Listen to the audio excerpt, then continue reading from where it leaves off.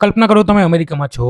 અચાનક સરકાર તમને કહે છે કે જો તમે તમારી મરજીથી અમેરિકા છોડવા તૈયાર છો, તો અમે તમને ફ્રી એર ટિકિટ પણ આપીશું અને સાથે $2600 પણ આપીશું. સવાલ એ છે કે આખરે અમેરિકા લોકોને પૈસા આપીને દેશની બહાર કેમ મોકલી રહ્યું છે?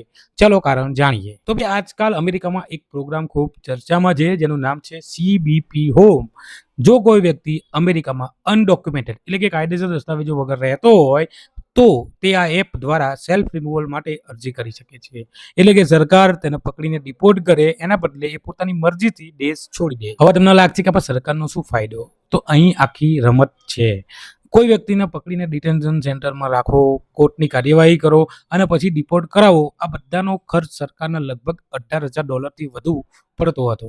પરંતુ જો એની જગ્યાએ કોઈ વ્યક્તિ પોતાની મરજીથી અમેરિકા છોડી દે તો પછી સરકારના લગભગ ખર્ચ પહોંચે $5,100 સુધી. માટે જ સરકાર આ વિકલ્પને જોરશોરથી પ્રમોટ કરી રહી છે. હાલમાં તો સરકાર ફ્રી એર ટિકિટ સાથે 26નું સ્ટાઇપેન્ડ પણ આપી રહી છે અને આની અસરો પણ જોવા મળી રહી છે ભાઈ. રિપોર્ટ મુજબ 16 જુલાઈ 2026 સુધીમાં 1.32 લાખ લોકો અમેરિકા છોડી ચૂક્યા છે, જ્યારે 70,000થી વધુ લોકોએ પહેલેથી નોંધણી કરાવી દીધી છે. મતલબ કે આ પ્રોગ્રામનો લાભ લેનારા લોકોની સંખ્યા હવે 2 લાખથી ઉપર થઈ ગઈ છે. હવે અહીં એક વાત ખૂબ મહત્વપૂર્ણ છે. ઘણા લોકો સોશિયલ મીડિયા પર એવું કહી રહ્યા છે કે તમે સેલ્ફ રિમૂવલ કરો તો પછી તમે ફરીથી સરળતાથી અમેરિકા પાછા આવી જશો. તો હકીકતમાં આવું કંઈ છે નહીં.